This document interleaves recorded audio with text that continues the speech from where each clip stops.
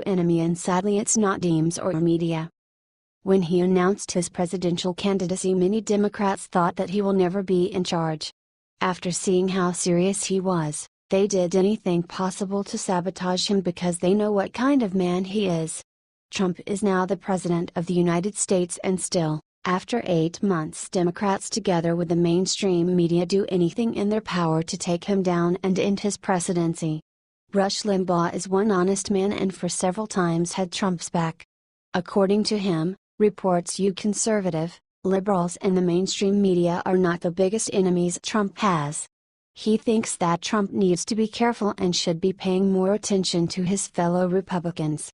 Especially after what happened with Obamacare. Limbaugh started with, "Now, stop and think here folks. Back when the only element that we had was the House of Representatives and Republican voters were constantly saying, 'Why aren't you doing more to stop Obama? Why aren't you trying to do something to stop Obamacare?' The answer was always, 'Well, all we've got is the House. We can't get anything through the Senate because the Democrats own the Senate. Obama's in the White House. He'll veto anything if it did make it there,' continuing with, "And what did Republicans do with what they had been asking for all along? Why, nothing, of course. I saw a Wall Street Journal story about how the Republicans in the House, they just can't. It's just impossible. They're pulling their hair out. They don't know what to do. They just can't find a way to cut any taxes. Because every time they cut a tax over here, they have to find a way to make the money up over there, and they just can't. Somehow this man is right. The Republicans are the ones who say how change is needed and withdraw at the same moment a vote for that change is required. He needs to keep his most trusted people around him and make a plan how to expose those who are against him for who they really are."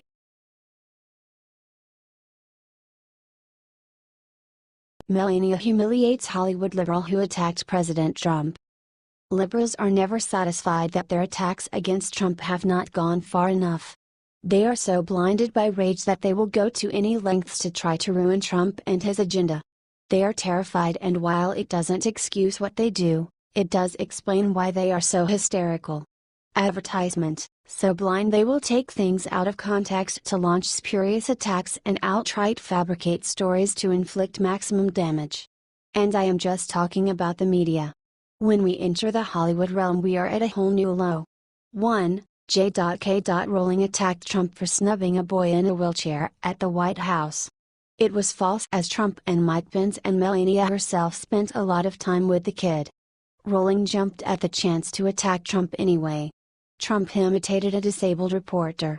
Now he pretends not to see a child in a wheelchair, as though frightened he might catch his condition. J.K. Rowling, at JK_Rowling, July 28, 2017, "My mother used a wheelchair. I witnessed people uncomfortable around her disability, but if they had a shred of decency they got over it."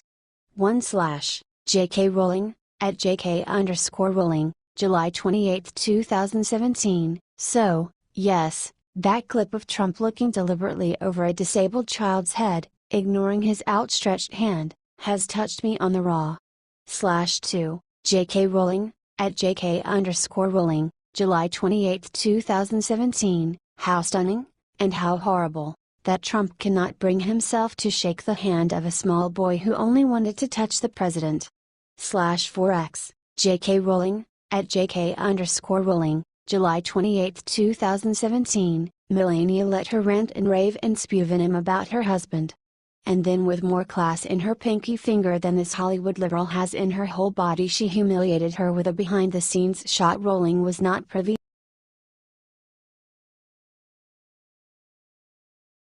Megyn Kelly loses NBC show for totally predictable reason. It's official, America is just not that into Megyn Kelly. After setting yet another new low for her Sunday show, NBC is pulling the plug. Putting Megyn out of her misery, so to speak. Advertisement. According to Breitbart, the first-year run of Megyn Kelly's Sunday News Magazine show is getting the axe at least 2 episodes earlier than planned because of the horrific ratings. Last Sunday night, Megyn Kelly set another viewership low with just 2.71 million total viewers. In the final 3 weeks, Her show has failed to beat the years-old Dateline rerun NBC ran when Kelly took a week off. Humiliating is one way of saying it, you're fired is another. Now NBC executives are saying they want Megyn to focus on her morning show debut in September, and sources say they are very worried that Megyn could take down that massive hit The Today Show with her.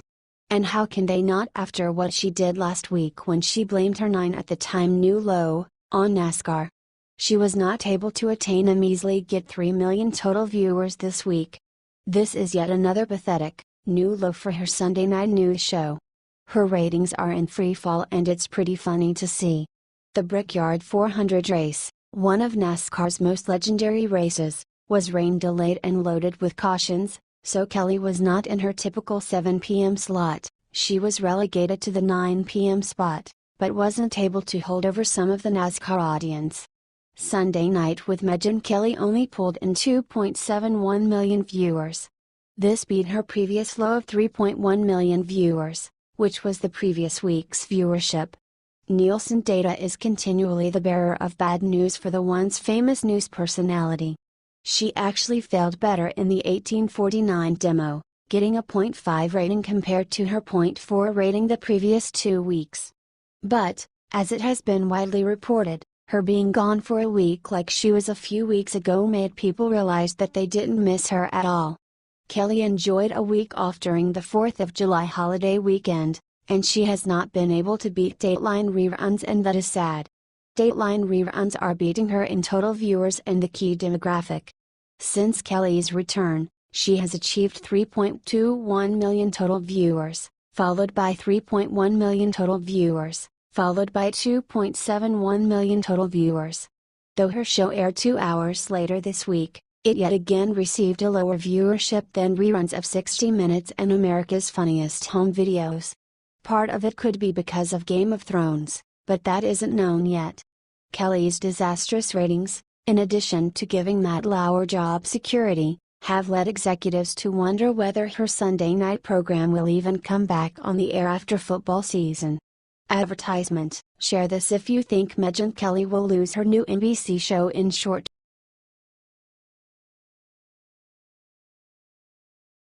After bashing Ben Carson, Katie Couric gets publicly embarrassed by new boss. Karma keeps receipts, so you get what you basically deserve. Here is another journalist getting flushed down due to improper comments, talking nonsense and spreading hypocrisy. After leaving CBS and receiving $20 million a year from ABC for leading a disaster show, finally in 2013 Katie Couric ended in Yahoo. She made many interviews with Yahoo Online, and now reportedly after Verizon took Yahoo and renamed it into Oath, this woman is about to leave the large corporation for good. Breitbart reminded us about this woman's biggest mistake. She lied big in her gun control documentary, which with it tried to make it look like respondents were stumped by her questions about gun control.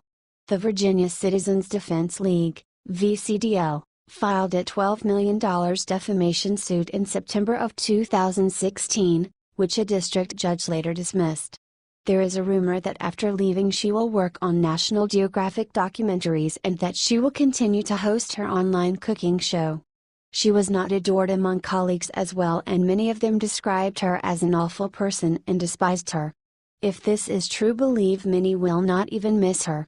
People around say that she needs to go out of the journalism world for good because she has zero quality and integrity.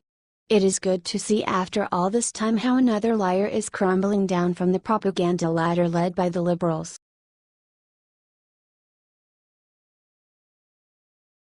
House Republicans deliver the worst news to lynch Comey and Clinton. As all of us know, President Donald Trump is under investigation for his alleged connections with the Russians during the 2016 elections. Also, Robert Mueller was appointed as the special counsel for this investigation. However, Republicans of the House Judiciary Committee are now asking for a second special counsel who will investigate other people for the ties with Russia, such as former Attorney General Loretta Lynch, former FBI Director James Comey, and former Secretary of State Hillary Clinton.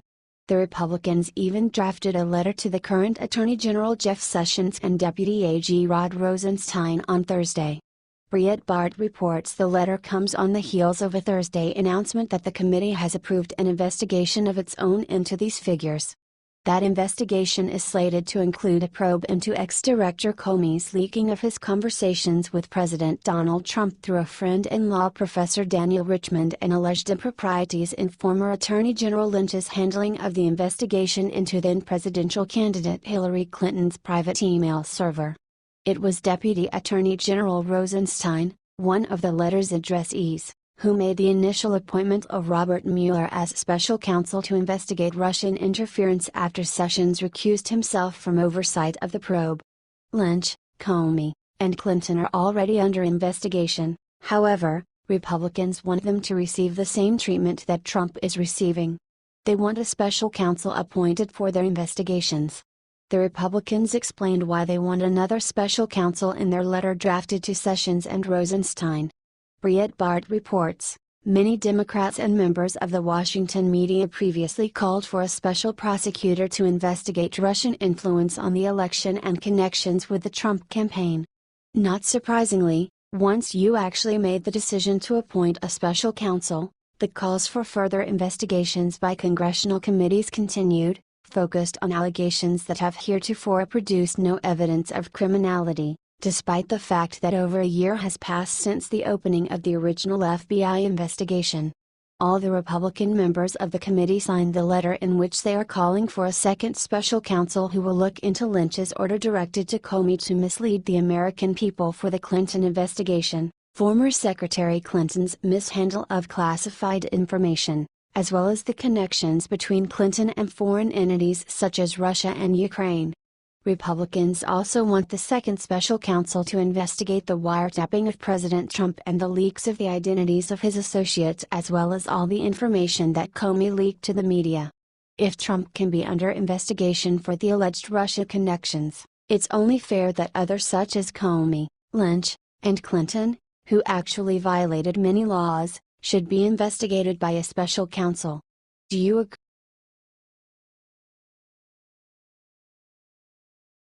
Ben Carson just horrified Paul Ryan with what he just leaked about Trump.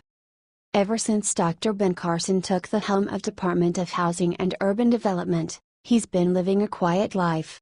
There's a lot going on in the administration, but he managed to stay in the background.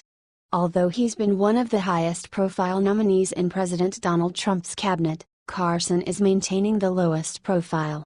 He really likes the way he lives right now. Washington Examiner reports, let me put it this way. I'm glad that Trump is drawing all the fire so I can get stuff done. There's no question that I've been forced to learn very rapidly a lot of stuff. But that's okay, Carson said. I happen to have some excellent people around me at the non-assistant secretary level, at the non-deputy secretary level. Everybody's doing 2 or 3 times more than they ought to be doing. Carson is a fast learner. He proved many times that he is very good at his new job. Also, he said that he collaborates with the White House to pick people for the posts in HUD. The nominees should be announced at the end of the summer. Despite their differences, they managed to compromise. Although Carson is not pulled into the Russia mess, he said that Trump is fighting back and the White House must hire new people to fill the positions in the federal government. Washington Examiner reports, I think they've done well given the level of frustration. I mean, can you imagine you've been elected president and the only thing anyone wants to talk about is Russia? Can you imagine how frustrating that is? Carson said of the White House. People say he's wild with his tweets and things. I think he's pretty restrained under the circumstances. Carson feels bad for the president because everyone is asking about the alleged connections with Russia and nobody wants to talk about what Trump has achieved since he took the office in January. However, the talk of the week is the Obamacare and Russian ties are in the background. According to Carson, the problem with Obamacare is that it was done by only one party. There should be a bipartisan deal that both parties can agree on. Washington Examiner reports the goal is really to get these people off the streets where they're in danger, and where they actually cost society more than if you go ahead and take care of them, Carson said. We also have to think about the fact that every single human being has potential, and I look at them as human capital, and if we develop that, We're talking about them becoming part of the engine, and if we don't develop it, part of the load. Carson has stayed out of the spotlight and dedicated his time on his new job. He's determined to help all the homeless people in America. When asked about his relationship with Trump, Carson said that he has a very kind heart and that there are no problems in their relationship. Behind Trump's tweets and his reactions, he's very kind and not everyone can see that.